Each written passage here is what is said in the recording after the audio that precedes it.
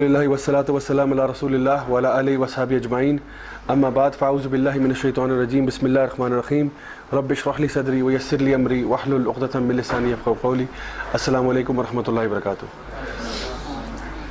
So today, inshallah ta'ala, as promised yesterday, we will talk about a very, very important subject. And normally when we talk about stories, we start with the line, once upon a time in a land far, far away. But the story we will talk about today is not a story in the past, it's a story in the future. So the beginning of the story will sound a bit like there will come a time when it will so happen in a land not very far away, rather in a place very near to you, that a certain creature will emerge. And so this is now giving you information about events from the future. But we have been informed about these events as if it's a story that has already taken place. Because you have to understand that before Allah subhanahu wa ta'ala there is no past, present and future. For him everything is the same. So he has informed the Prophet ﷺ and he's informed all of the messengers before him about the arrival of a particular being who will cause havoc on the earth. And so the Prophet ﷺ, he mentions that there has been no prophet except that he has warned his people about the coming of this particular being. The name of this creature is Al-Masih Ad-Dajjal, or in short known as Ad-Dajjal.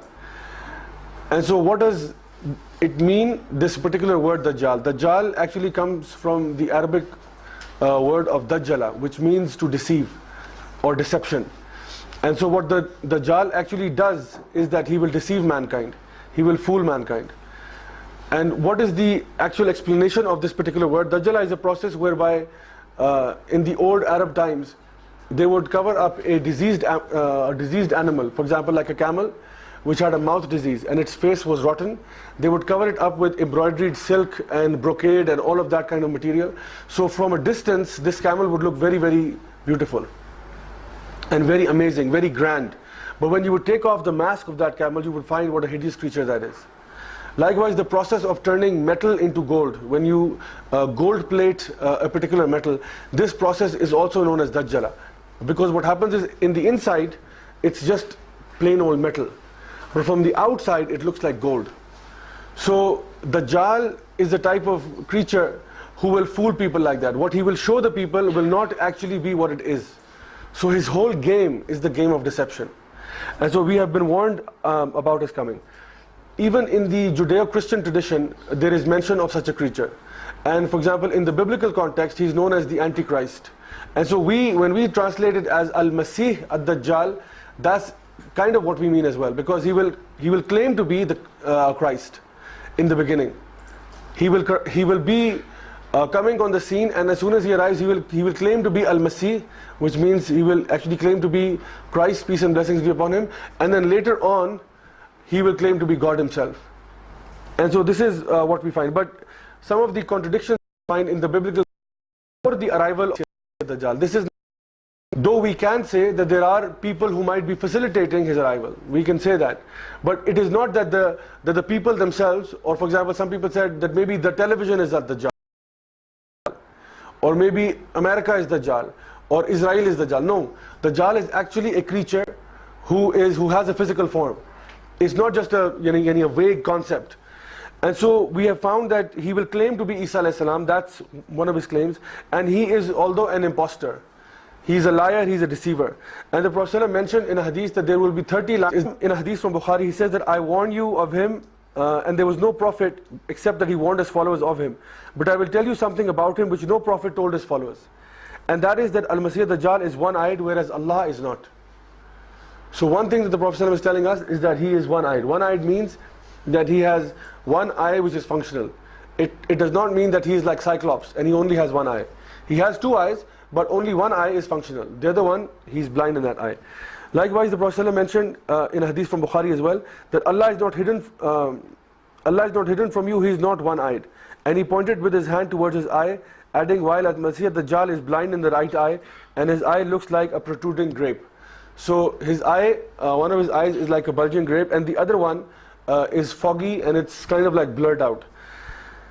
And one of the other things that the Prophet mentioned about Al-Masih Dajjal was that between his forehead are the letters Ka, Fa, Ra. kafir, written between his forehead, and only the believers will be able to read it. Even those who might be illiterate, who cannot read Arabic or Urdu, for example, they will be able to identify that there is kafir written between his forehead, and everybody else will not be able to do that.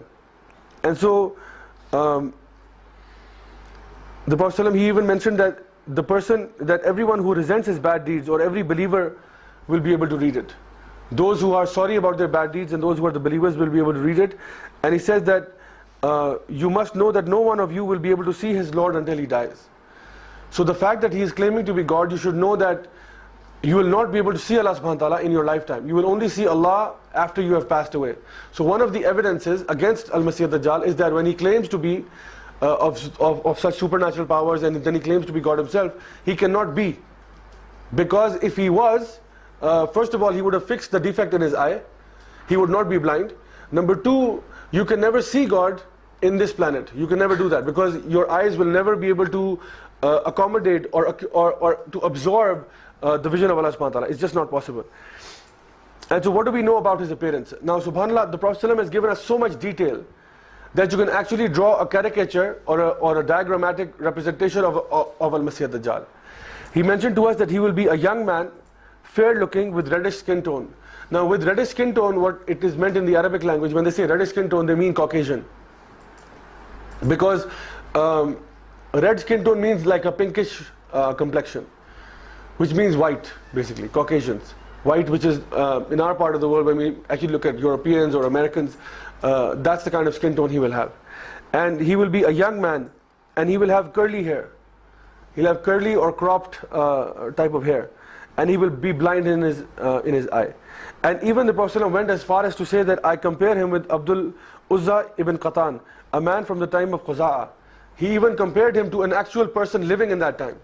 So this is evidence that this is an actual human being, not that it's a system or a global conspiracy or something like this. So we know that he actually resembles a particular type of person who was alive at the time of the Prophet ﷺ.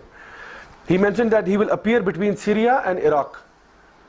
That's where he will emerge from. And we have a diagram for the online viewers, but I'll just show you this particular diagram just to give you a context of where Syria and Sham is. Syria, present day Syria, actually at the time of the Prophet ﷺ, it was known as Sham. And Sham did not just include Syria, it included Jordan, Lebanon, Palestine. All of this entire region was known as the land of Sham. And the Prophet ﷺ said he will appear between Sham and Iraq, somewhere there. So this is, according to our estimates, approximately the area from where he will come from. That's where he will be first spotted in our present, you can say, times. And so after talking about this, the Prophet ﷺ said that he will be childless. He will not have any children. And he will have a very strong build. Actually, according to one narration, we find that he will probably be one of the strongest built people you've ever seen. And he'll have a very thick and wide neck. He'll have a broad shoulders, very wide neck. And his walk will be awkward. When he will walk, he will have an awkward walk. So another dalil to show that he is not God is that if he was God, he would have fixed his walk. He would have fixed his gait. And at the same time, when we know that he will have a wide stance, which means that when he will stand with his legs wide apart every time. And this is like a power stance kind of.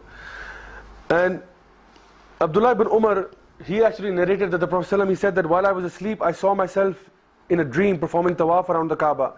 And I saw a good looking man with slightly long hair and water dripping from his head. And he said that, I said, who is he? And they told me that this is Isa, son of Mary. And he said, then I turned around and I saw another man with a huge body, red complexion, curly hair and one eye. His other eye looked like a floating grape. They said, this is Al-Masih ad-Dajjal. So we find that the Prophet ﷺ actually saw both Isa alayhi salam and Al-Masih ad-Dajjal at the same time in his dream. And what we find from this is that there was a person at the time of the Prophet ﷺ, his name was Ibn Sayyad.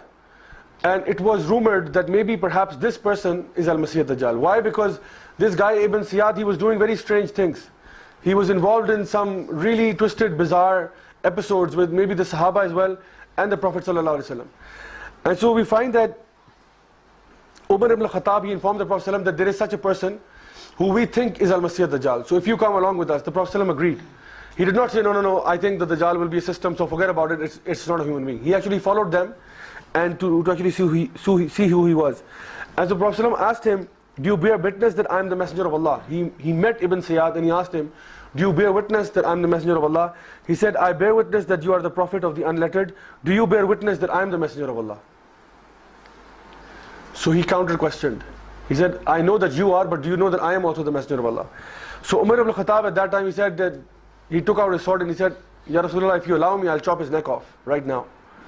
And the Prophet said, oh Umar, if he is Al-Masih ad-Dajjal, then you will not be able to kill him. Then you cannot kill him. Who will kill him? Only Isa alayhi salam. And he said that, and if you actually kill him, then you have not killed Al-Masih ad-Dajjal, you've just killed maybe somebody who's a lunatic. And he's just foolish. That's why and you actually end up killing an innocent person. So just leave him be. He's maybe a little crazy. So they left him. Another incident where Ibn Sayyad was known was an incident between Ibn Sayyad when apparently he accepted Islam. In his later years, he accepted Islam, and we find that the Muslims were actually heading for Umrah or Hajj. And as they were going, Ibn Sayyad and Abu Sa'id al-Khudri, they lagged behind. So Abu Sa'id al-Khudri, he was one of the companions of the Prophet ﷺ, and he knew that maybe this guy is a bit dodgy, he's a bit shady. I can't trust him completely. So Ibn Sayyad, he offered him some milk, that would you like some cold milk to drink? And Abu Sa'id al-Khudri refused because he was not sure what's maybe mixed in this milk. He was like, maybe it's poison, maybe he's going to kill me or something. So he refused very politely. So Ibn Sayyad, he said that he felt uncomfortable, and he said, Abu Sa'id, you of all people should know that I am a Muslim and I'm not a kafir. And he said that how could I be Al-Masih ad-Dajjal when I am a Muslim and the Dajjal is not a Muslim? And how could I be Al-Masih ad-Dajjal when we are coming from Medina? And you know that the Dajjal will not be able to come into Makkah or Medina. And you know I have children back home. And we know that Al-Masih ad-Dajjal will not be able to have children.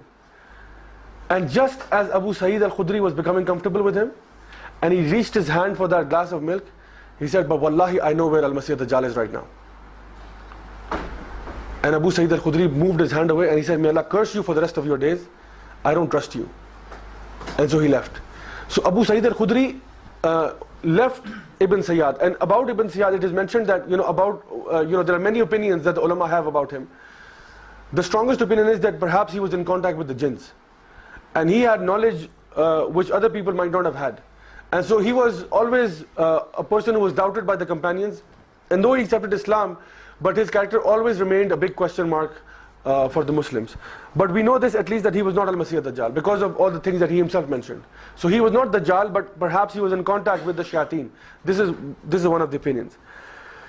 Now, a hadith mentioned in Sahih Muslim, this is known as the hadith of Tamim ad-Dari. And this is probably the most real a description that you can get of the Dajjal. Of a person actually having seen the Dajjal in physical form. Tamim ad-Dari was a Christian man, and he had accepted Islam, and along with 30 other sailors, he set off on a trading caravan via sea to do some trading. And on the way, his boat was hit by a sea storm, and his boat spun around in random directions until he completely lost bearing of where they were. So for 30 days, for a whole month, they were tossing and turning at sea, and they did not know where they ended up until Al-Jassasa. Al-Jassasa coming you. Be waiting for us in the cave, but they played along. They said, okay, we'll have a look and see who it is. So alhamdulillah, these people, they went inside the monastery and they found a man who was tied inside. Tied, shackled from his neck, with his hands and with his feet. And he had long curly hair, and he was completely shackled to that cave with chains. He asked him a few questions. He said, palms of Besan. These people, they left him. And so when they went back to the Prophet ﷺ, the Prophet ﷺ, he was in Medina at the time, and he made an announcement at the masjid. He called the people, although it was not time for prayer, and he gathered the people around and he said, Tamim ad-Dari and his men have come back, and they have brought some news which I have to share with you. So this was an emergency. He repeated it 3 times. First he was mistaken. He said, what? Is this entire region of Iran, Iraq, Afghanistan, and guess what? Pakistan. Even if you know, even if I tell you today that Al-Masih ad-Dajjal is in sector rain will stop, then it means that your crops will begin to die. And if the crops are dying, you have no vegetation to eat, and your animals two rivers, a river of fire and a river of cool water. But his river of cool water is actually the fire, and his fire is actually paradise. Because why? He's a deceiver. He's a liar. Everything he says is a lie. He claims to be God, he's not. He claims to have power, he doesn't really.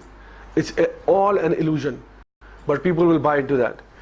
So, in a state of helplessness, that's why it's in Jerusalem, called Beit Shean. It's in present-day Israel. And I tried to study about these places, and I found out that the Sea of Galilee, inshallah the audience can see this, that the date